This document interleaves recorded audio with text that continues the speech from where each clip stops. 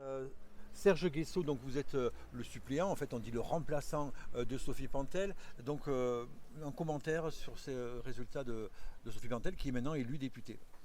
Oh ben, je crois que c'est une très belle victoire, hein, parce que la campagne a été très complexe, dans des délais très courts. Il a fallu s'organiser pour aller à la rencontre de toutes les Lozériennes et Lozériens, et on a réussi à les convaincre, et ils nous ont placés en tête, et Sophie est élue députée. C'est un événement, hein. Pierre Morel-a-L'Huissier est battu. Ça fait plus de 20 ans, je crois, qu'il était élu. C'est une femme qui devient la députée de la Lozère, une femme qui représente la gauche sociale et écologiste, à un moment où le pays est très fracturé, beaucoup en souffrance. Et donc il y a une responsabilité colossale qui nous incombe de répondre à toutes les urgences, qu'elles soient sociales, sociétales ou environnementales. Et je crois que c'est le chantier qui est devant nous demain, et il faudra qu'on soit au niveau de ce défi.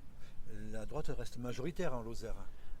Oui, mais bien sûr. Ceci étant dit, euh, d'abord, la vérité, c'est qu'on s'est retrouvé confronté à une triangulaire. C'est-à-dire qu'alors qu'il y a eu partout dans le pays un appel au front républicain, y compris que nous avons été amenés à faire des efforts considérables devant le ministre de l'Intérieur ou l'ancienne ministre qui était à l'origine de la loi sur les retraites. Ici, le député sortant a fait le choix de se maintenir.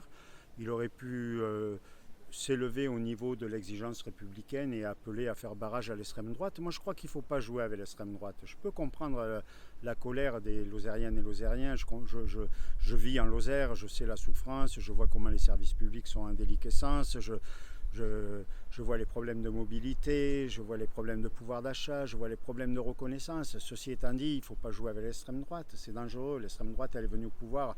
La dernière fois, c'était au moment de Vichy, on l'a payé très cher. Cette année, on fête le 80e anniversaire de la libération de la Lozère. Il y a beaucoup de familles qui ont laissé des plumes et qui ont encore des souvenirs prégnants sur cette période. Le maintien de Morel, finalement, ça a arrangé Sophie Pantel. Je ne crois pas. Je suis très sceptique. Sinon, on n'appellerait pas au Front républicain partout dans le pays. Je ne vois pas pourquoi ça arrangerait Sophie ici et ça arrangerait pas les autres ailleurs.